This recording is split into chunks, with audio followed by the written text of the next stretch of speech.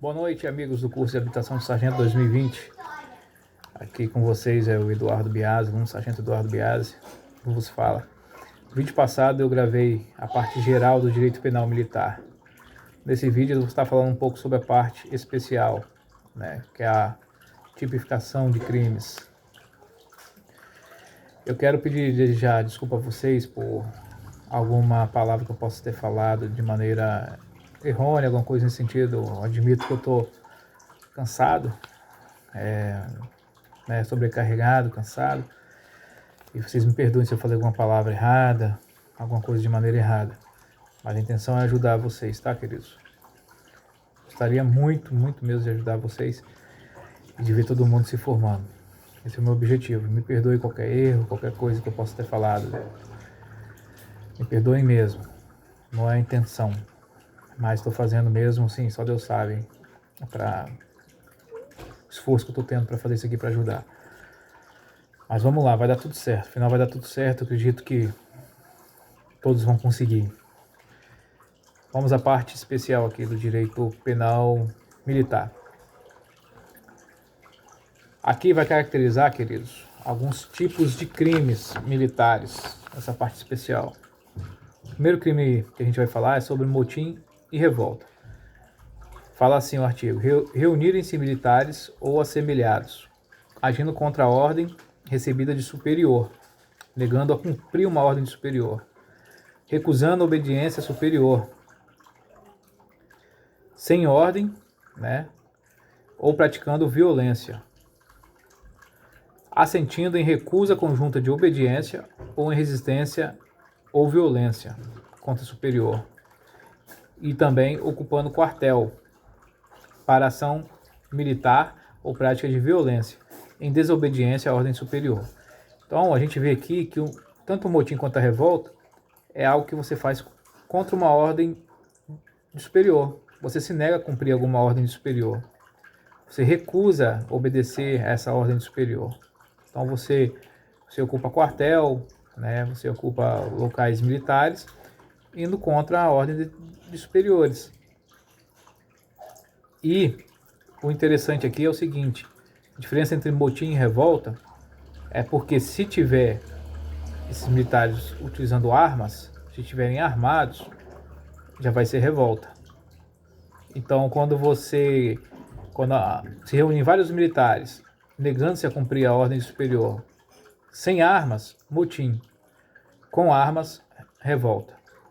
Beleza? Então tem essa diferença de motim para revolta aí. Todos os dois, eles negam a descumprir a ordem eles querem descumprir a ordem de superior. Eles se negam a cumprir essa ordem.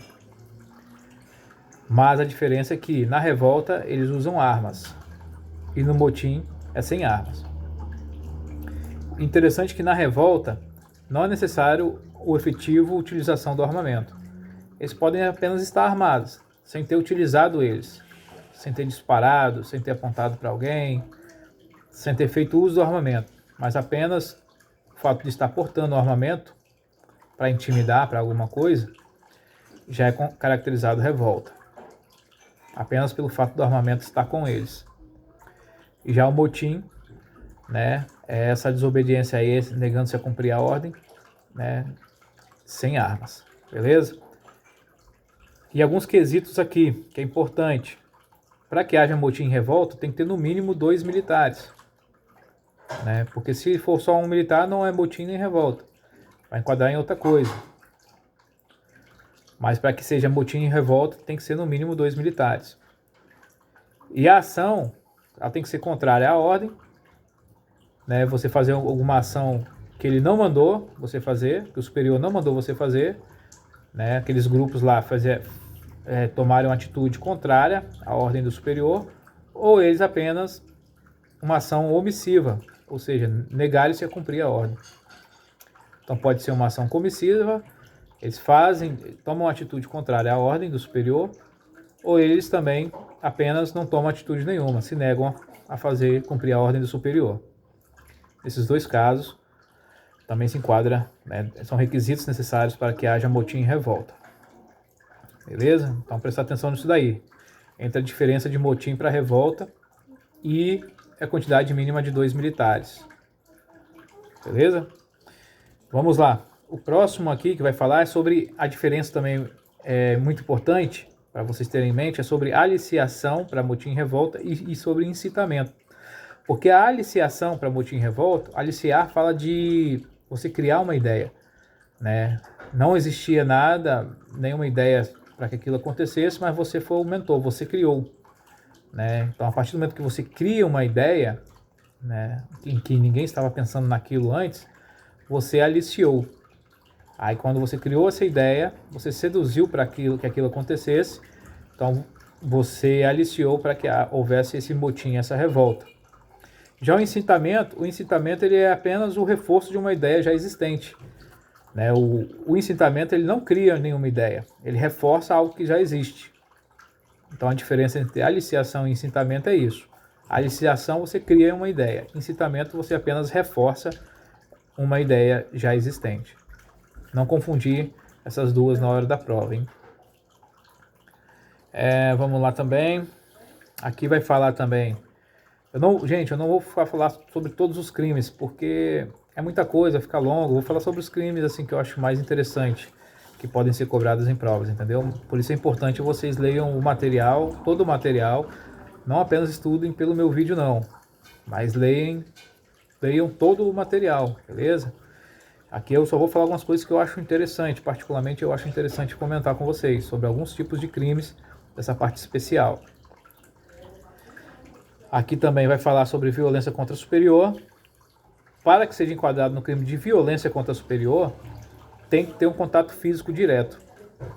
Então, se tiver apenas agressão por palavras, não é violência contra superior. Tem que ter uma agressão física, um contato direto com o superior. Beleza? Então, gravar isso daqui. Violência contra o superior tem que ter um contato físico direto contra o superior. E quanto maior for o grau desse superior, maior é a pena também. Maior o crime que está sendo praticado.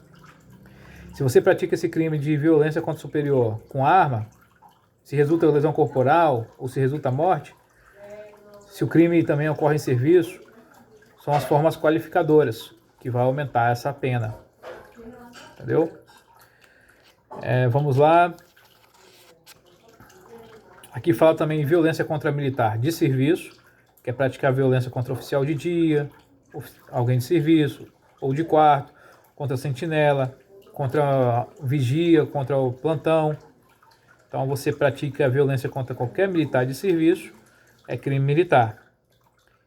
E essa violência ela vai aumentar se tiver emprego também de arma, se resultar lesão corporal, se resultar morte. E interessante desse crime aqui, de violência contra militar em serviço, que ele pode ser cometido por qualquer pessoa, quer seja um militar ou quer seja um civil. Então, ou um militar que agride outro militar em serviço, ou um civil que agrediu algum militar em serviço. É violência contra militar em serviço, de serviço, beleza? Outro crime aqui, desrespeito ao símbolo nacional. Isso aqui é interessante. Quais são os símbolos nacionais? Você tem que saber quais são os símbolos nacionais para você saber quando vai acontecer a ocasião de desrespeito a esses símbolos. Os símbolos nacionais são 4. É a bandeira, o hino, as armas e o selo nacional. Bandeira, hino, armas e selo. Beleza? Gravar isso aí. Símbolos nacionais, bandeira, hino, armas e selo. Então toda vez que um militar ele desrespeitar a bandeira, o hino, as armas e o selo nacional diante da tropa ou em algum lugar sujeito à administração militar, vai ser crime de desrespeito a símbolo nacional. Então esse crime, gente, ele fala sobre você faltar com respeito por gesto, por palavras ou apenas escrevendo alguma coisa contra esses símbolos. E ele tem que ser cometido em 2 ocasiões.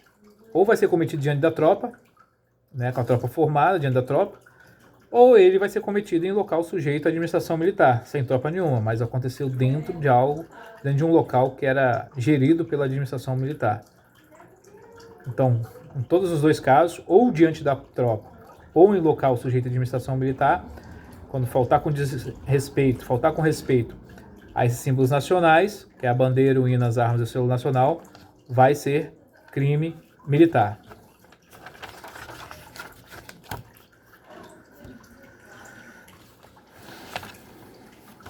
Vamos lá.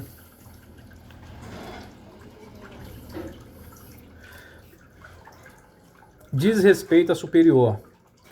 Aqui está falando o seguinte: desrespeitar superior diante de outro militar. Desrespeito a comandante, oficial general, oficial de serviço. A pena é aumentada. Quando você desrespeita um comandante, oficial general ou oficial de serviço, a pena ela é aumentada da metade. E aqui fala que esse desrespeito aqui, ele vai ser feito na presença de outro militar, né, e vai ser enquadrado nesse crime desde que não constitua um crime mais grave. Ele só pode ser praticado por militar, esse crime de respeito a superior, né? E é também necessário, para que esse crime aconteça, que o militar que desrespeitou saiba da condição de superior da pessoa que ele desrespeitou. Então não adianta ele desrespeitar uma pessoa e ele não sabia que essa pessoa era um superior, né? Ele não sabia, ele conversou com uma pessoa que ele não conhece e sem saber ele desrespeitou e ele foi descobrir que era um superior hierárquico. Então não vai ser imputado esse crime de desrespeito superior, a não ser que esse superior seja alguma autoridade que ele tem o dever de conhecer, que aí ele não pode alegar que não sabia, né?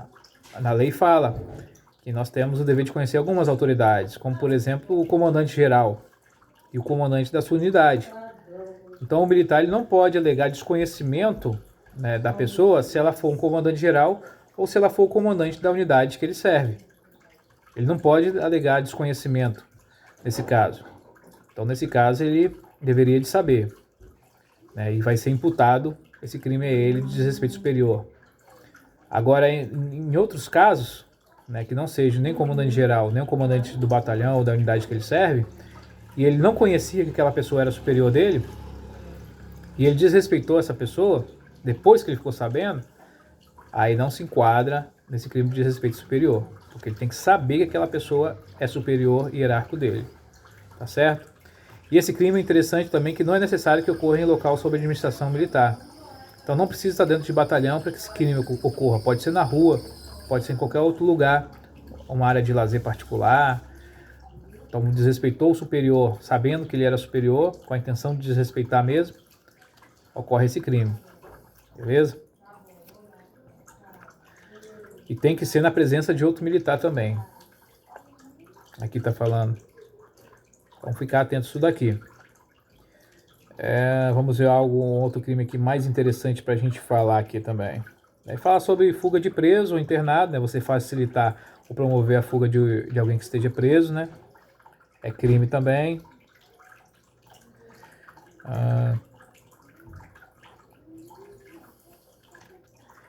Interessante aqui também comentar com vocês é sobre a recusa de obediência. A recusa de obediência, às vezes as pessoas confundem com descumprimento de missão, mas as duas têm diferença. Vamos falar. A recusa de obediência, que também é conhecida como insubordinação, ela fala sobre quando você quer recusar obedecer à ordem do superior sobre assunto ou matéria de serviço, ou dever que foi imposto em lei, regulamento ou instrução. Então é uma recusa, é uma afronta direta ao superior. É quando você fala claramente para ele que você não vai obedecer. Quando você fala que você não vai cumprir, que você não quer cumprir e você não vai fazer. É uma afronta direta, né?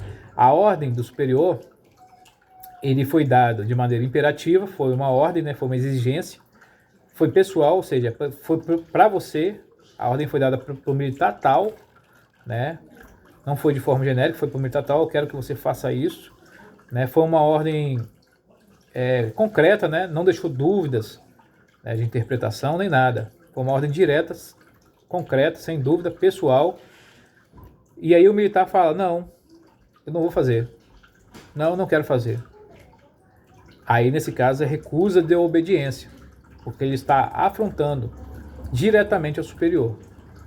É recusa de obediência. Já o descumprimento de missão, ele não afrontou diretamente o superior. Foi dada uma missão para ele, só que na hora ali que foi dada a missão, ele ouviu, ele se fez que ia fazer. Só que ele deixou de cumprir a missão. Ele se fez que ia fazer e durante o seu serviço, ele não cumpriu dolosamente a missão. Ele não cumpriu porque ele quis não cumprir a missão. Mas ele não afrontou diretamente ao superior. Então a diferença entre essas duas é essa. Entendeu? Que na insubordinação, que é a recusa de obediência, há uma afronta direta, há um enfrentamento direto. Eu não vou fazer. Né? Querendo afrontar a pessoa do superior hierárquico. E no descumprimento de missão, né, não há essa afronta direta, mas ele descumpre dolosamente a missão. Ele deixa de fazer aquilo que foi pedido, porque ele quis deixar de fazer. Então não confundir esses dois também, que pode ser dada uma situação na prova, um exemplo, e pedir para você caracterizar qual crime que foi cometido, e colocar essas duas alternativas. Se você não souber a diferença, você não vai saber qual marcar. Beleza? Então fixa nisso daí. Beleza, pessoal? Violência contra inferior é a mesma coisa, tem que ter um contato físico. Quando for violência, gente, tem que ter um contato físico. Não adianta ser só por palavras. Né? Tanto violência contra superior e contra inferior, tem que ter o contato físico. Né? Alguma agressão, né? Alguma coisa que você atacou diretamente a pessoa, né? Machucou ela, você agrediu, você bateu, uma coisa nesse sentido. Só por palavras não é violência. Se enquadra em outras coisas, outros crimes, mas não de violência. Beleza? Vamos ver lá outro crime importante para falar com vocês. Deserção, esse aqui é importante, deserção. Na lei vai falar o seguinte: ausentar-se um militar sem licença da unidade em que serve ou do lugar em que deve permanecer por mais de 8 dias. Gente, gravar aqui, ó, 8 dias. Por mais de 8 dias, na verdade. Não é só 8 dias. Quando é mais de 8 dias, se enquadra como crime de deserção.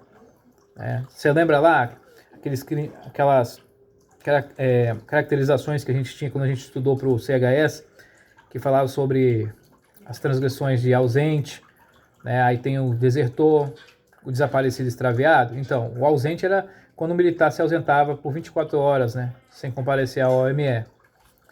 Aí ele cometia transgressão, né, disciplinar. Então, e o desertor, aí já é diferente. O desertor é quando o militar ele fica ausente por mais de 8 dias. Então, gravar isso aqui: mais de 8 dias ausente, sem comparecer à sua organização militar, né, quando você deveria estar de serviço, trabalhando. Então, mais de 8 dias sem comparecer é desertor. Não é 8 dias, é mais de 8 dias. E, por exemplo, aqui, até o 8º dia é considerado apenas uma transgressão da disciplina. Mais de 8 dias é crime militar. Beleza? Que já vira deserção.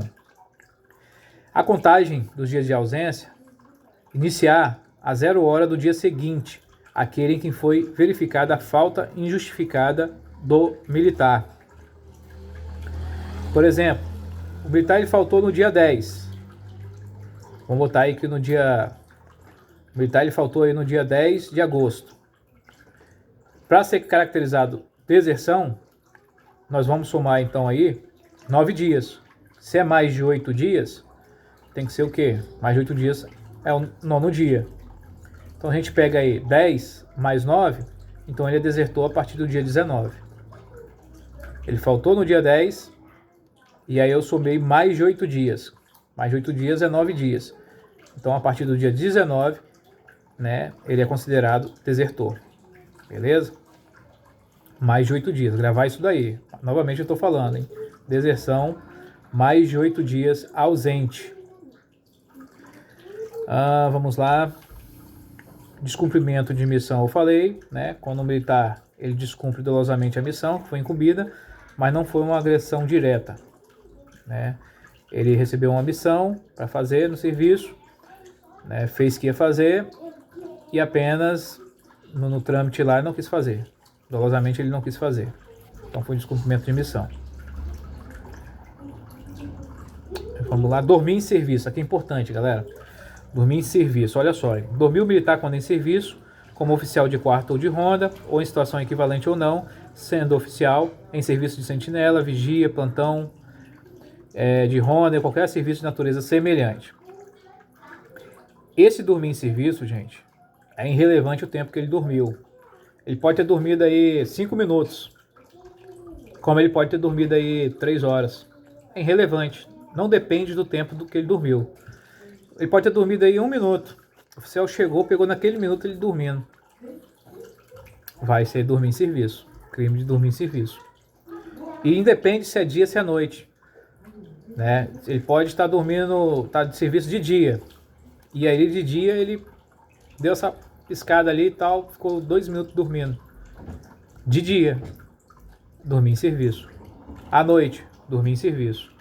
Então independe se é dia, se é noite, independe do tempo que ele dormiu. E também depende se há alguma lesão a qualquer bem, né? Algum bem, algum patrimônio da organização para ter crime. Depende. Não houve lesão, não houve prejuízo nenhum para a organização militar estadual. Mas ele dormiu, é crime militar. Então ficar atento disso daí, tá, gente? Que cai questão em prova, querendo alegar que somente se tiver lesão, que vai ser dormir em serviço, algum bem, algum patrimônio, ou para aquele que seja configurado dormir em serviço somente a partir de tantas horas que ele dormiu, ou tanto tempo que ele dormiu, entendeu? Mas não, é independente de tempo, independente se teve lesão ou prejuízo para a administração militar, para o órgão militar. E esse dormir também, a lei vai falar também que é perder noção do ambiente que o envolve. Pode estar acordado, porém desatento. Já viu aquelas pessoas que você olha e muitas vezes ela está com os olhos abertos, mas que na verdade parece que ela está dormindo? Você vai conversar com ela, ela não fala nada com você, e aí você vai perceber que ela está dormindo, mas de olho aberto.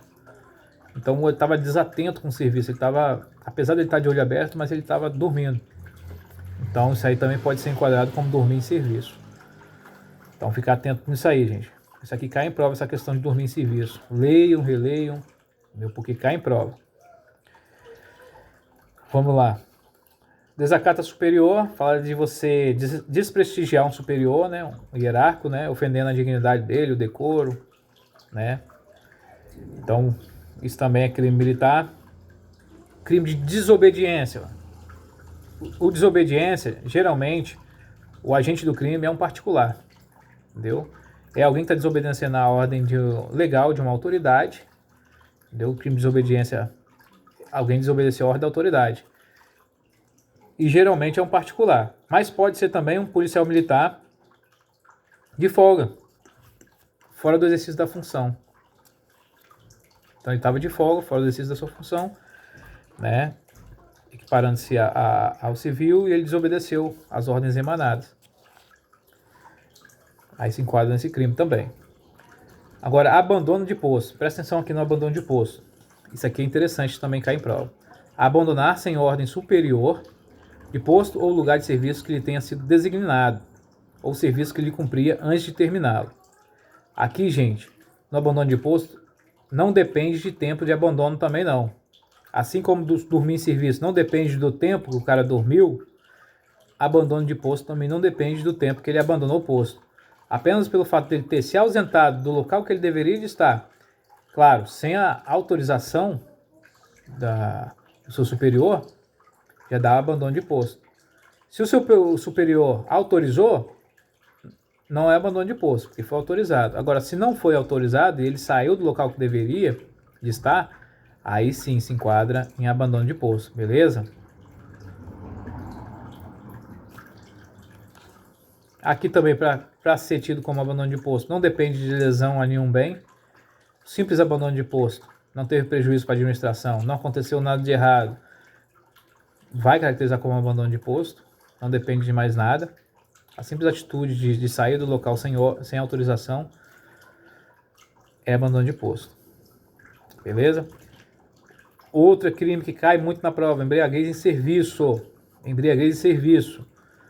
Tem duas situações aqui que se enquadram em embriaguez em serviço. Presta atenção. Tanto você se embriagar quando você estiver de serviço, você está de serviço, e no momento que você estava de serviço, você tomou umas gororoba lá, uns negócios bravos lá e ficou embriagado. Então isso aí se enquadra como embriaguez de serviço. E também na hipótese de que antes de chegar para o serviço, você tomou, né? Tomou a cátia lá, a tal da cachaça. E aí você se embriagou. E aí você chegou para o seu serviço, você se apresentou embriagado. Também se enquadra em embriaguez de serviço. Então, embriaguez de serviço, tanto o fato de você se embriagar durante o serviço, quanto você chegar embriagado no serviço, é crime de embriaguez em serviço. E outra coisa, essa embriaguez de serviço não fala somente de álcool, mas qualquer outra substância tóxica. Qualquer produto tóxico que você, né, que tire a sua atenção, né, que você se torne, né, você fique como um embriagado, vamos botar assim, se enquadra no crime de embriaguez de serviço. Então, às vezes, a pessoa pensa que embriaguez é só álcool, mas não. Qualquer outra substância tóxica que também provoque a mesma reação se enquadra no crime de embriaguez em serviço, tá, gente? E nesses crimes de embriaguez em serviço, é necessário também, além da prova testemunhal, a avaliação clínica dos médicos, né? Geralmente faz-se o exame de dosagem alcoólica, mas se não tiver o aparelho para medir, por alguma situação não conseguir fazer esse exame, apenas uma avaliação clínica mesmo deles olharem e verem a situação, preencher um relatório com a situação do militar e a prova testemunhal vão servir de subsídio, né? Para que se enquadre nesse crime de embriaguez de serviço, beleza? Então, é necessária a prova testemunhal, as pessoas que presenciarem, e a avaliação clínica, né, dos médicos profissionais da área médica, né? Para estar preenchendo e se enquadrando dentro de embriaguez de serviço. Então, não esquecer isso daí, hein? Não esquecer, muito importante. E outra coisa, outro crime aqui interessante que vale a pena falar é da pederastia. Pederastia, ou outro ato de libidinagem. Aqui acho que muita gente vai ficar atenta a esse crime aqui, né? Quando fala pederastia, o povo já fica, opa! Não sei porquê, mas o povo já fica oriçado. Mas vamos lá. Aqui na lei, gente, vai falar que o crime de pederastia, olha só, praticar ou permitir o militar que com ele se pratique ato libidinoso. Então você pratica ou permite que pratiquem com você um ato libidinoso, homossexual ou não. Pode ser heterossexual e pode ser homossexual, todos os dois tipos, pederastia, em lugar sujeito de administração militar. Então, para ser enquadrado dentro de pederastia, primeira coisa, tem que ser obrigatoriamente num lugar sujeito à administração militar. Tem que ser num lugar próprio da administração militar. Tem que ser dentro desse lugar. E aí você pode ser tanto heterossexual, né, homem com mulher, ou pode ser homossexual, homem com homem, mulher com mulher. Vai ser enquadrado dentro de pederastia. Agora, fora do horário de serviço, você saiu para outro canto, marcou com fulano, com cicrano, com algum militar, algum conhecido seu, algum amigo seu, né? Fora do horário de serviço, em outro local, aí não se enquadra nisso daqui, pederastia, né? Aí, mas para ser pederastia tem que ser dentro do lugar sujeito à administração militar, né? E você fazer ou permitir que façam com você ato libidinoso, homossexual ou não. Beleza, gente? Então lembrar disso daqui. E no mais, os mais importantes crimes que eu achei são esses, né? Tem outros crimes como atentado contra a viatura, outro meio de transporte, né? Você permitir que se faça um atentado contra a viatura, que a viatura é um meio que você tem que guardar, né?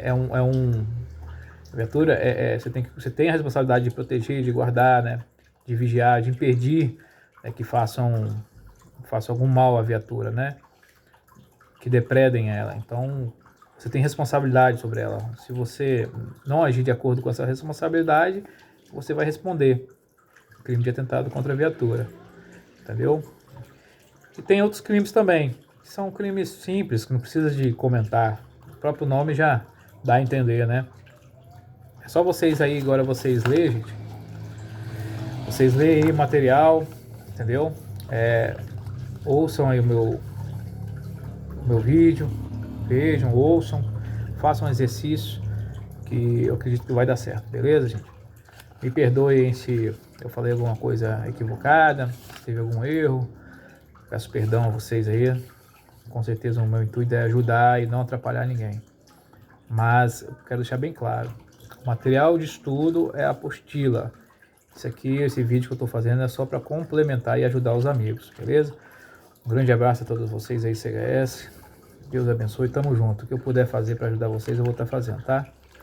Meu nome é Aluno Sargento Eduardo Biasi, faço parte do 7º Pelotão, CHS 2020. Tamo junto, meu irmão. Um grande abraço a todos vocês aí, hein? Fiquem na paz aí, de Deus. Deus abençoe.